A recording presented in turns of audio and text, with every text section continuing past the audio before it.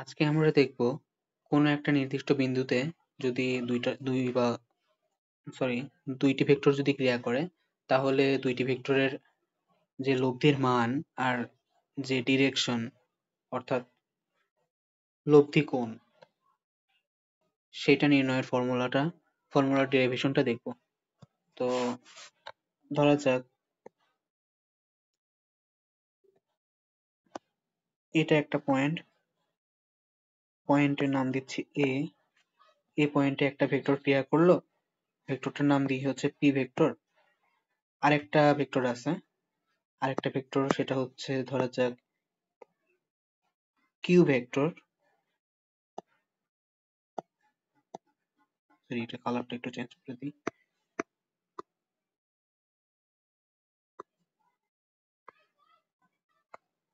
আচ্ছা, ধরা যাক এটা হচ্ছে আমাদের পি ভেক্টর আর এটা হচ্ছে আমাদের কিউ ভেক্টর। তো পি আর কিউ ভেক্টর যদি ক্রিয়া করে আমরা কি জানি? সামান্তরিকের ফর্মুলা অনুযায়ী আমরা জানি যে এদের লব্ধি ভেক্টর হবে এদের এদের এদের দ্বারা অঙ্কিত যে সামান্তরিক থাকবে তাদের কর্ণই হবে এদের লব্ধি ভেক্টর। তাহলে আমরা যদি কর্ণটা আঁকাই, এতটা তো অতটা নিখুঁত হইল না, যাই হোক ধরা যাক এটা হচ্ছে কর্ণর নাম দিচ্ছি আর, এই আরটাই হচ্ছে এদের লব্ধি ভেক্টর। তো লব্ধি ভেক্টরের এই যে আর এর যে মান, আর এর মানটাকে আমাদের প্রকাশ করতে হবে কিউ আর পি দিয়ে। তো কিভাবে আমরা এটাকে প্রকাশ করব? তো ধরা যাক হচ্ছে আমরা কি লিখতে পারি নরমালি, জাস্ট সমান পি, আমরা লিখতে পারি হচ্ছে R vector equals to P vector plus Q vector. এটা কিন্তু মান নিয়ে কথা বলতেছে না, এটা কিন্তু ভেক্টরের সামেশন, অর্থাৎ ভেক্টরের যে লব্ধিটা, অর্থাৎ আর এর যে লব্ধি, মানে আরটা হচ্ছে লব্ধি মান। তো আর কে আমরা প্রকাশ করছি হচ্ছে পি আর কিউ ভেক্টর দিয়ে। আচ্ছা ঠিক আছে, তো এই পর্যন্ত এটা তো আমাদের মেইন ইকুয়েশন, তাই না? তো এরপর আমরা লিখতে পারি যেটা, সেটা হচ্ছে আমরা যদি এখানে আর এর সাথে, যেহেতু আমরা আর এর মানটাই বের করব, তো এক কাজ করি আমরা এরকম তো শিখে আসছি যে এ একটা ভেক্টর, আবার এ যদি আরেকটা ভেক্টর থাকে এদের মধ্যবর্তী কোণ তো 0 ডিগ্রি হয়, এ ডট এ। এখান থেকে কি শিখে আসছি আমরা? এ ডট এ, এ এ কস 0, এটাই তো। তো এখান থেকে কি লেখা যায়? এ স্কোয়ার। এরকমই যদি আর এর সাথে আর এর ডট গুণ দিই তাহলে কি লেখা যাবে? আর ডট আর। এগুলো কিন্তু স্টিল ভেক্টর। এখন এখানে যেহেতু আর গুণ করে দিছে, এই পাশেও তো আর গুণ করতে হবে, বাট আর কি, আর সমান P vector plus Q vector না? তো এটাকে আমরা P vector plus Q vector লিখলাম, ঠিক আছে। প্রথম আর, পরের আরটাও যদি আমরা ঠিক এভাবে P vector plus Q vector লিখি, P vector plus Q vector, তাহলে এরপর হচ্ছে আমরা যদি R vector dot R vector লিখি, এটা থেকে তো আমরা ডিরেক্ট লিখতে পারবো আর স্কোয়ার ইকুয়ালস টু, এখন একটার সাথে এক একটা গুণ করব। প্রথমে এই পি এর সাথে এই পি গুণ করলাম, সেটা হবে কি? সেটা হবে হচ্ছে পি স্কোয়ার। একইভাবে যেমন পি ডট পি মানে P P cos 0 degree equals to P square, তো এইভাবে লিখলাম পি স্কোয়ার।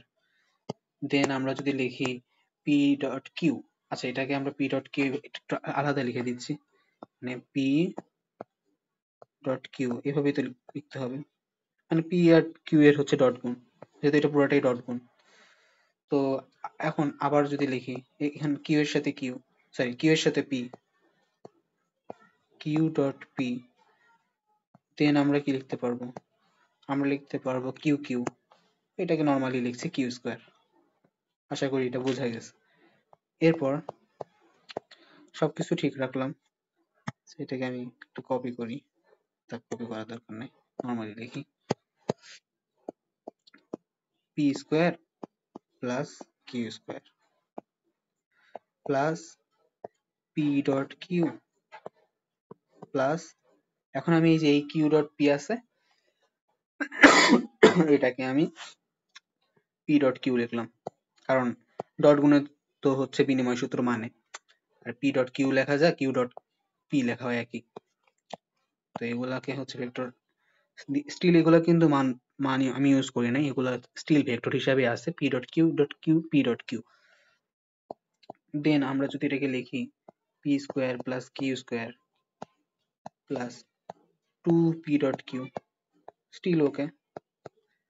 তারপর যদি লিখি P square plus Q square, এখন পি ডট কিউ কে কি লেখা যায়, এই যে পি আর এখানে কিউ আছে, পি আর কিউ এর মধ্যবর্তী অ্যাঙ্গেল কত, আমরা মধ্যবর্তী অ্যাঙ্গেলটাকে যদি ধরে নিই আলফা, হ্যাঁ, মধ্যবর্তী অ্যাঙ্গেলটাকে যদি আমরা আলফা ধরে নিই, তাহলে এখন আমরা লিখতে পারবো যে হচ্ছে পি, আচ্ছা এখানে টু ছিল, two P Q cos alpha. কারণ আমরা জানি কি, আমরা জানি A dot B equals to A B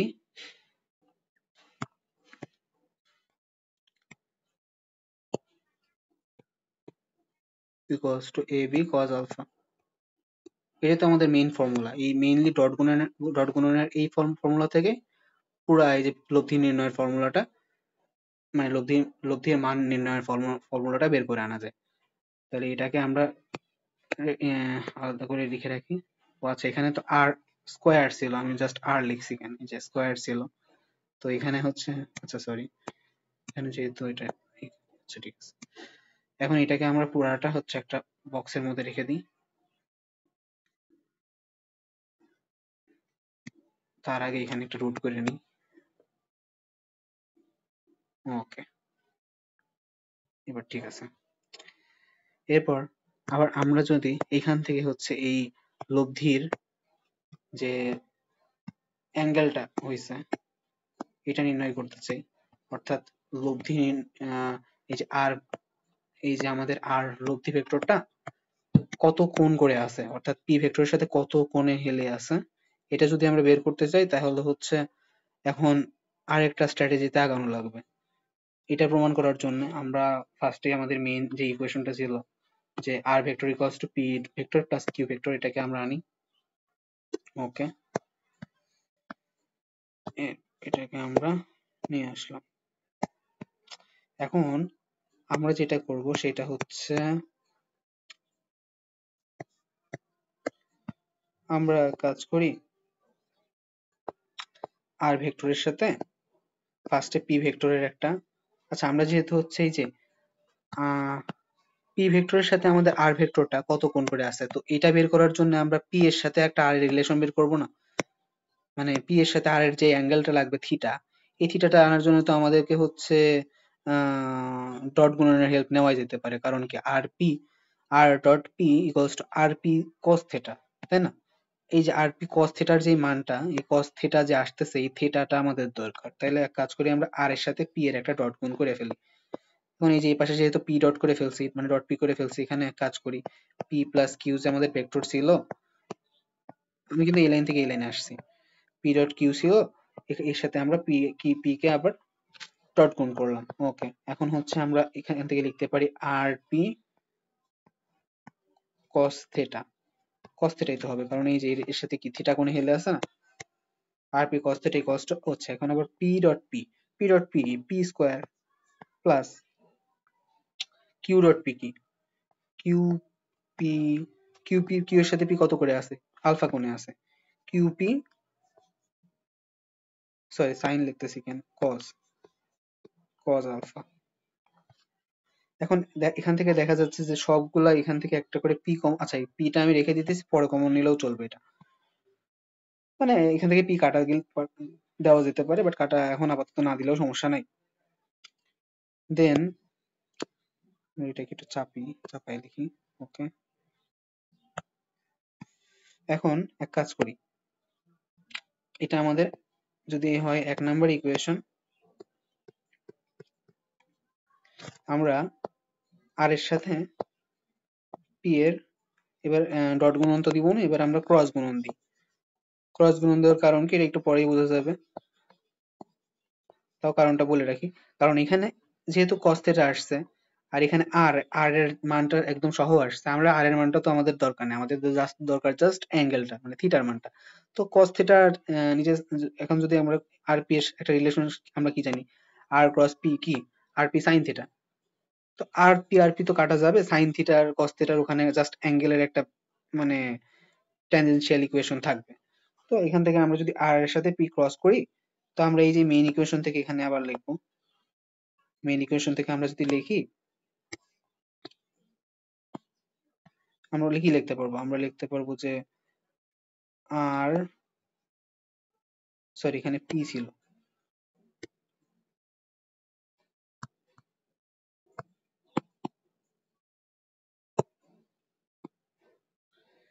P plus Q cross P.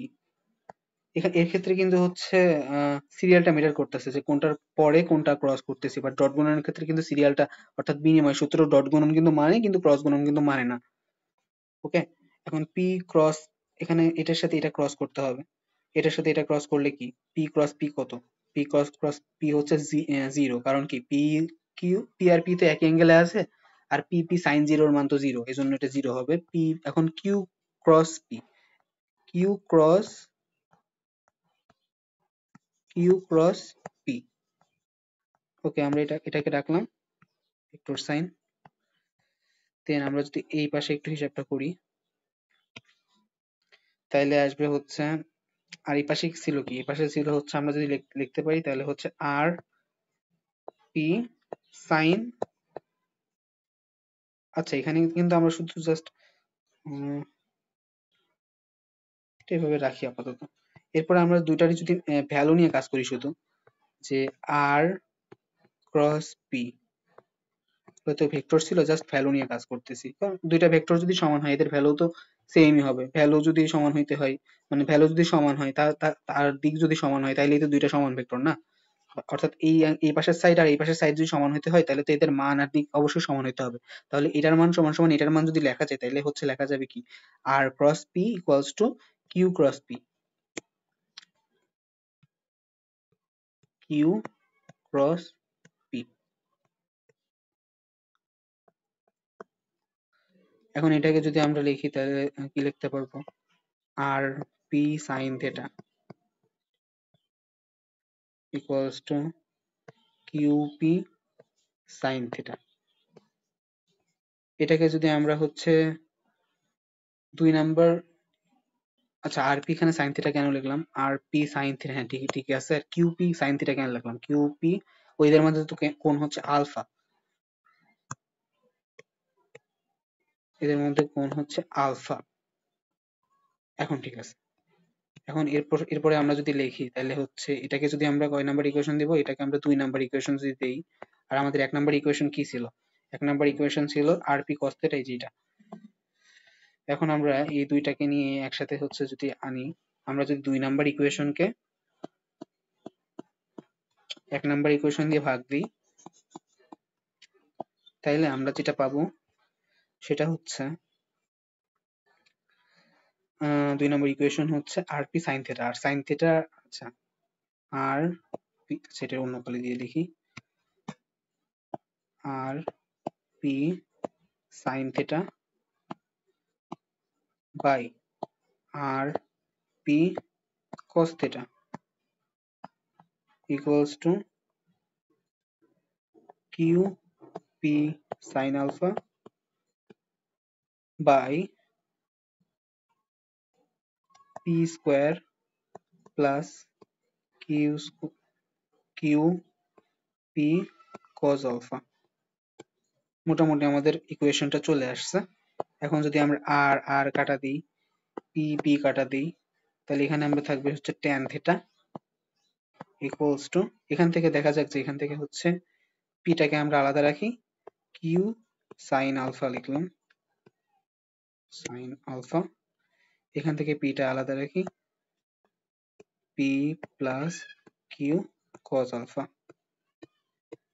P P কাটা, আমাদের মেইন ইকুয়েশন চলে আসছে, সেটা হচ্ছে tan theta equals to Q sine alpha P plus Q cos alpha.